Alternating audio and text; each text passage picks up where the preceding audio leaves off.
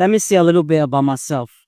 I'm also a journalist. I worked with the Nigeria broadcasting system for many years. I moved on to Talking Drum for a little while, and then Star Radio also for a little while. During our day, there was hardly a need to fact check. Did you hear what I just said? There was hardly a need to fact check because journalists of those days, most of us, were very careful.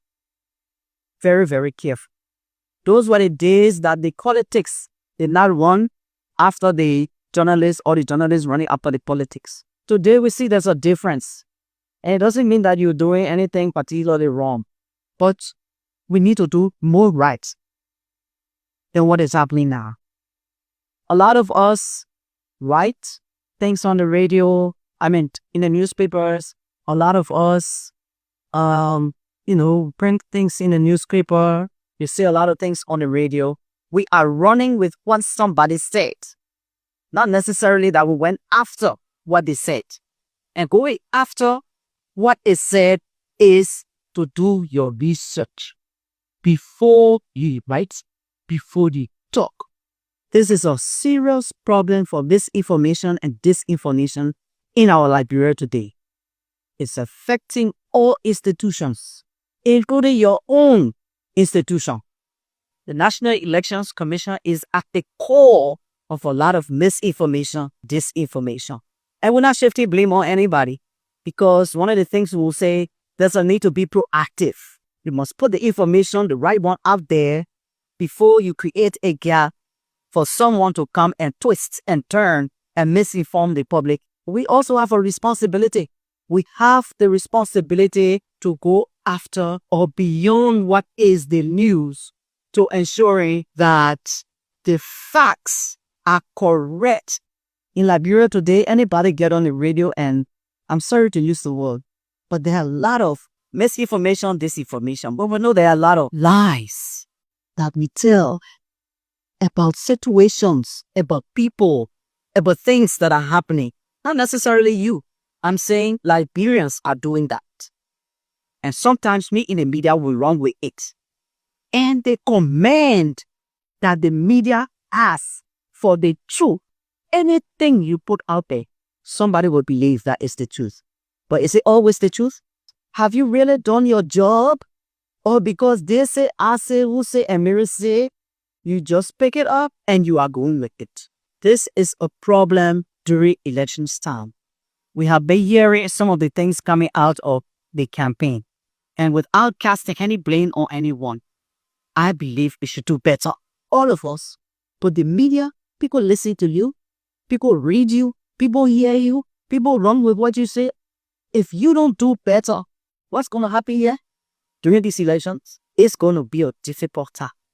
Very, very difficult time. Yes, for the candidates, for the supporters, also for the media. You don't want anybody running behind you because you said something, perhaps maybe that wasn't true. Do we want that? This fact check is very important for you to build some kind of skill if we don't have it. I'll tell you what, I was in Accra the other day when they had the elections. And we were taking from one fact check office to another. At some point, they all converged. And they were sharing info. You see the different gadgets on the wall all over the place. They were sharing information from the field. Not just one person running and say, I got that information and so I will be the first to throw it out. No. Even though journalists will be journalists everywhere. But they were fact-checking together. Because human being are human being. There was a lot of misinformation too going on in the election day.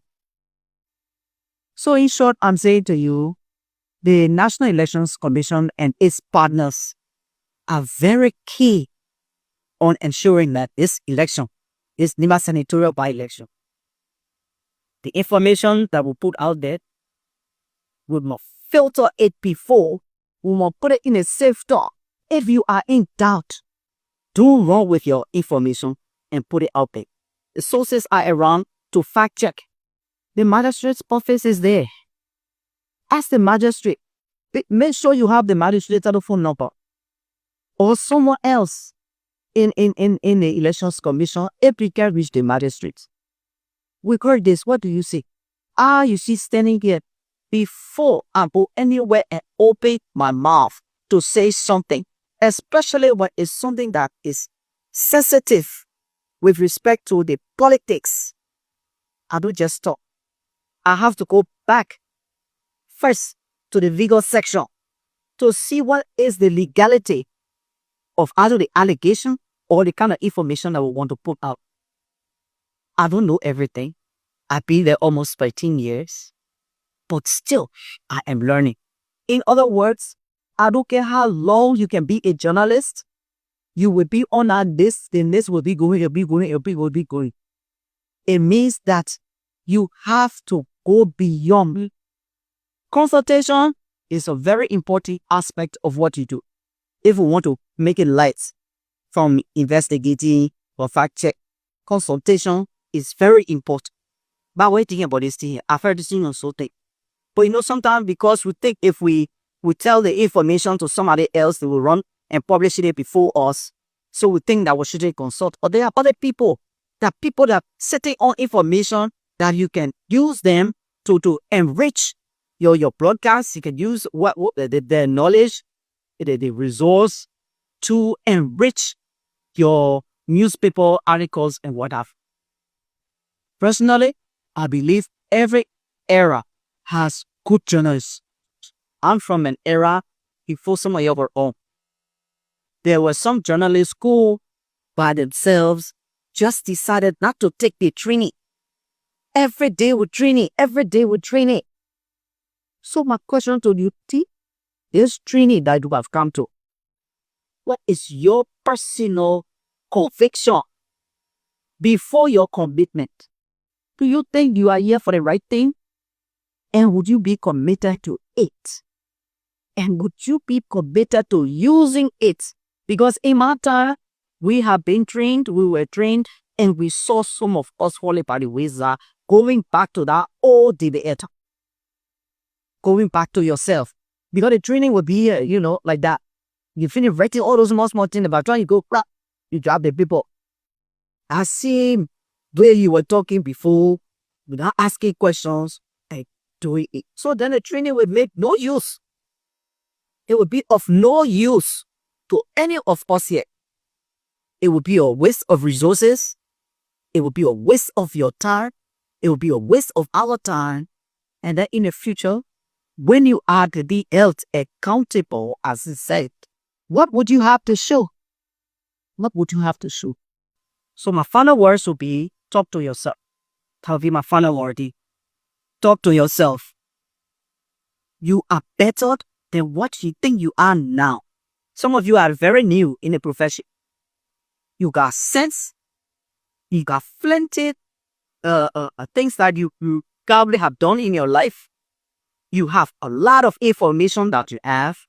But I would say, reach out there, get the information, fact check, so that your work can be enriched, so that tomorrow, when we hear of a John Brown who started at this level, we know that you have grown. You did not remain where you were when you came to East Watcher.